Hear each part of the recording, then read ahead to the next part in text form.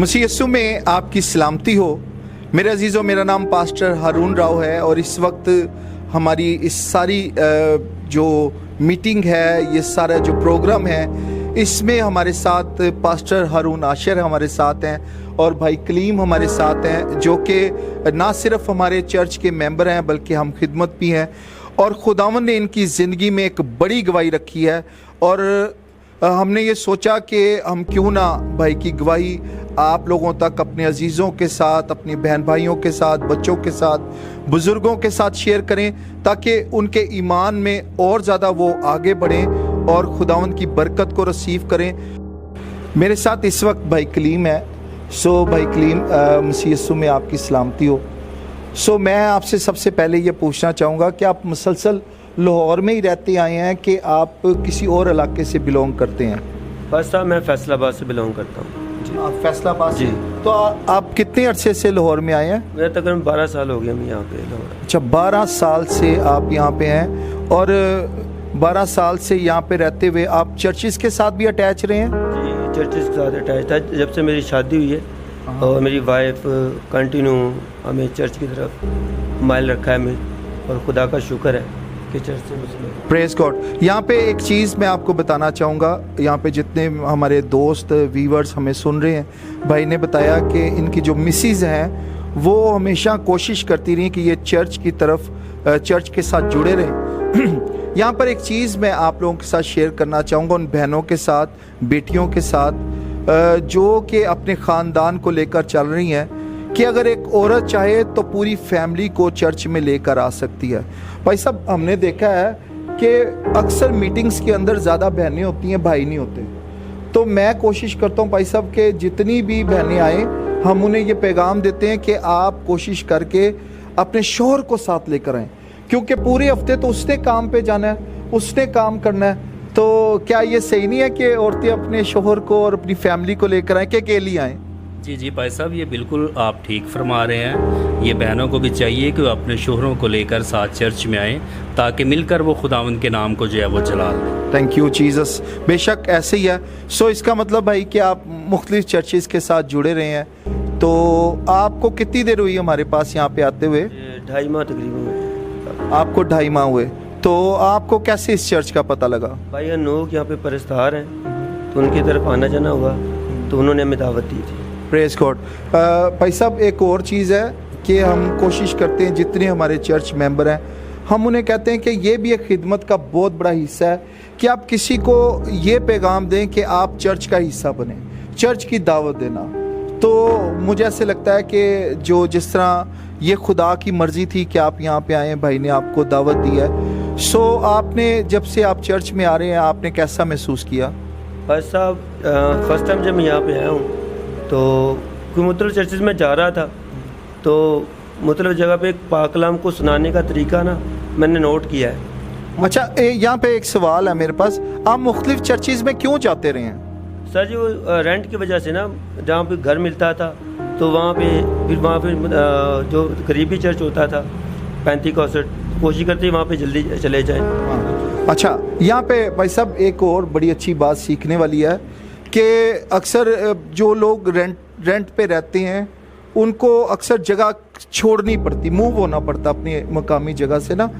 तो अच्छी बात यह है कि आप किसी ना किसी चर्च के साथ जुड़े रहें। लेकिन मैं यहाँ पे कलीसिया को, जो इस वक्त हमारा ये पैगाम सुन रही हैं, ये गवाही सुन रही हैं, मैं उन्हें बताना चाहता हूँ कि अगर आप भी आपको मूव करना पड़ता, जो लोग रेंट पे हैं, तो आप कोशिश करें, अगर तो मकामी चर्च जहाँ पे आप जा रहे थे, जिस खादम के साथ जुड़े हैं, आप कोशिश करें कि उन्हीं के पास जाएं। और अगर आप कोई दूर चले गए हैं तो ऐसा चर्च ढूंढें जहाँ पे खुदा का पाक रूह काम करे। भाई साहब, क्या कहते हैं, हर चर्च में जिस तरह के बहुत सारे आज हम देखते हैं डिनोमिनेशंस हैं, मिनिस्ट्रीज़ हैं, चर्च हैं, पास्टर्स हैं, तो हमें लोगों को ये बताना चाहिए एक पेंटिकोस्टल चर्च जहाँ पे रूह कुदस काम कर रहा है, वहीं पे लोगों को जाना चाहिए। जी बिल्कुल भाई साहब, आपकी बात बिल्कुल ठीक है। ऐसा ही होना चाहिए ताकि ज़्यादा से ज़्यादा खुदा उनका रूह जो उनकी ज़िंदगी में कसरत से काम करे। हालेलुया।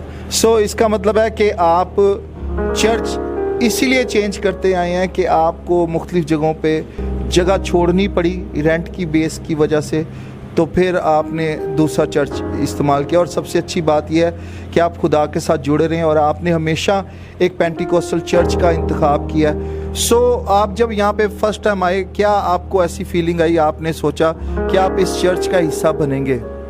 पास साहब, जब आप कलाम पेश करते हैं तो आप कोशिश करते हैं कि जो कलाम के अंदर तमसीलें खुदावंद ने बयान की हैं या जो कहानी है कलाम मुक़द्दस के पुराने अहदनामे में, वो उसको बड़े खूबसूरती से बयान करते हैं, ना कि जग बीती या हट बीती को कोशिश करते हैं। तो मुझे वो अच्छा लगा कि आप कलाम में से गाइड करते हैं और मुझे रूहानी तौर पर बड़ी ब्लेसिंग मिली। तो आपने ये फ़ैसला किया कि आप इस चर्च में रहेंगे और इस चर्च में आगे अपने बच्चों को तालीम दिलवाएंगे। Praise God. सो आपके पास जो गवाही है वो जिस तरह आपने शेयर की पूरे चर्च के साथ, तो जो आपने आज सोचा है कि आप ऑनलाइन बहुत सारे लोगों तक अपनी गवाही को शेयर करें, तो आप अपनी ज़िंदगी में क्या गवाही रखते हैं भाई? बस साहब, खुदावंद का शुक्र है कि बहुत सारी गवाहियाँ मेरी ज़िंदगी में, लेकिन ये एक बहुत बड़ी गवाही है कि जब आपकी ना रीढ़ की हड्डी में मसला हो ना, तो फिर आप चारपाई पड़े होते हैं। और मैं तकरीबन 3 माह चारपाई पड़ा रहा हूँ और बेरोज़गार भी था। तो खुदावंद का शुक्र है, खुदावंद ने मुझे फिर से उठा खड़ा किया। Praise God. तो जब आप बीमार थे तो आपने टेस्ट वगैरह भी करवाए हैं? जी बात साहब, मैंने टेस्ट वगैरह करवाए हैं, एक्सरे करवाया है, MRI भी कराई है और फिर मेडिसिन खाता रहा हूँ कंटिन्यू 3 माह। और जब जी जी जी अच्छा, होता है इस तरह के बहुत सारे लोग अपनी उस फीलिंग को या उस पीरियड को बयान नहीं कर पाते जो उन्होंने दुख का उठाया होता है। सो मैं आपकी गवाही जब सुन रहा था तो आप बता रहे थे कि आप जब काम पे जाते थे तो अक्सर गिर जाते थे, और कोई ऐसी तकलीफ भी थी आपको? भाई साहब, जब मैं रास्ते जाता था ना, आधे घंटे का सफ़र है तकरीबन घर से, तो चलते चलते ऐसा लगता है जैसे ना कमर में 2 हिस्से कर दिए किसी ने ऐसे, तो एकदम से ऐसे लगता था कि मैं गिरने लगा। तो ऐसा हुआ भी 1-2 दफ़ा मेरे साथ, लेकिन ये कि पैसे ना होने की वजह से मैं डॉक्टर के पास नहीं जल्दी जा पाया। तो फिर जब ड्यूटी पे चला जाता था तो फिर वहाँ पे काम नहीं कर पाता था। तो कोशिश ये होती थी कि लेट जाऊँ, लेटने से सुकून होता था, कमर सीधी हो जाती थी। तो फिर मुर्तब डॉक्टर से पास गया, इंजेक्शन लगवा लेने पेन किलर के, तो उससे भी सुकून ना होना। फिर बच्चों को बोलना कि मुझे दबा दें, तो उससे भी कोई फ़र्क नहीं पड़ना। तो फिर मेरे दोस्त ने मुझे बोला कि आप हॉस्पिटल चले जाओ। फिर मैं हॉस्पिटल चला गया जनरल, तो वहाँ से मैंने अपने टेस्ट वगैरह करवाए डॉक्टर की हिदायत के मुताबिक। फिर उन्होंने मुझे बताया कि आपके मोरों का मसला है, तो आपकी जो डिस्क है ना नीचे, उनके हिसाब से S1 S2 नीचे वाला डिस्क, उसमें खला आ गया काफ़ी इतना ज़्यादा। तो फिर वो डॉक्टर साहब ने मुझे कहा कि MRI कराएं आप, ताकि पता चले कि कहीं और मसला तो नहीं है आपके जिस्म में। तो फिर उससे पता चला कि जो ऊपर वाली जो रीढ़ की हड्डी को है ना, उसमें गदू जो है ना वो जोड़ में से बाहर निकली हुई है। तो डॉक्टर से कह रहे थे कि बहुत ज़्यादा मसला है आपका, तो आप बेल्ट बांधें। मैंने बेल्ट भी रखा हुआ था, 3 माह बेल्ट भी बांधा रहा है, ज़मीन पे लेटता रहा हूँ सोने के गर्मियों के दिनों में, और बेल्ट पहन के बहुत मुश्किल हालात में सर मैंने वो गुजारा किया है। और मुझे ऐसा लगता नहीं था कि मैं दोबारा से उठ खड़ा हूँगा। मैं इस वक्त जो फील कर रहा हूँ वो ये है कि सिर्फ भाई कलीम ही नहीं, बहुत सारे ऐसे लोग हैं आज घरों में हैं जो बेचारे अपनी तकलीफ़ और बीमारी की वजह से काम पे नहीं जा पा रहे, और शायद वो बीमार जा रहे हैं कामों पे। लेकिन मैं ये आपको यहाँ पे एक बात आपको बताना चाहता हूँ कि यीशु मसीह आपके सारे आंसू पहुँच सकता है। सो भाई, आपने अब आप कैसा महसूस करते हैं? क्या अब आप ठीक हैं? बस अब मुकम्मल तौर पे ठीक हूँ। Hallelujah, hallelujah. मैं खुदावंद के नाम को जलाल देता हूँ। तो आपको जब फील हुआ कि आप ठीक हो रहे हैं या ठीक हो गए, तो कोई ऐसा तजर्बा आपकी लाइफ में है? भाई साहब, जब आपने दुआ की थी ना, और कलाम के बाद जब बोलते हैं कि हम सब के लिए दुआ करते हैं, तो उस वक्त मुझे पाक रूह ने टच किया और ऐसा लग रहा था जिसम में कि जैसे कोई कपकपी सी नहीं छा गई, पूरा बदन एकदम से ना हीट की तरह तपने लगा, और जहाँ पेन हो रही थी वहाँ पे ज़्यादा ऐसा फील हो रहा था कि कोई आग सी लगी हुई है। तो उसके बाद फिर आज मुझे ना बेहतर फील हुआ कि मैं ना अभी ताकत में हूँ, मेरी कमर किधर जाती रही है। Praise God, hallelujah. भाई अरुण, अक्सर ऐसे होता है कि कलाम के बाद जब हम शुक्रगुजारी करते हैं, खुदावंद की तारीफ़ करते हैं, सारा चर्च दुआ में ठहर जाता है। उस दौरान कई लोग आते हैं मेरे पास और मुझे बताते हैं कि उसी दौरान बहुत सारे लोग आज़ाद हो रहे हैं।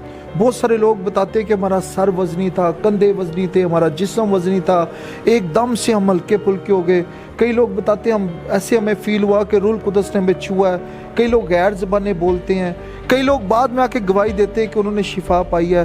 बेशक एक बड़ा उस वक्त खुदा का हाथ ठहरा होता है और हम सारी ये इज़्ज़त और जलाल यस्सु के नाम को देते हैं कि आप इस वक्त जिस तरह भाई ने बताया कि इस वक्त ये एक अच्छा महसूस करते हैं। तो भाई आप जैसे जब आप बीमार थे, आप काम पे नहीं जा रहे थे, तो अब आप काम पे जा रहे हैं? जी पास साहब, दुआ जब आपने की कि मुझे ऐसा लग रहा है कि आपने कहा कि पाक मुझे गाइड कर रहा है कि आपकी सैलरी में ना इजाफ़ा होने वाला है, तो उसी वीक में खुदा ने मुझे एक अच्छी जॉब दी जिससे मेरे घर के हालात बेहतर हुए हैं। Praise God, praise God, praise God.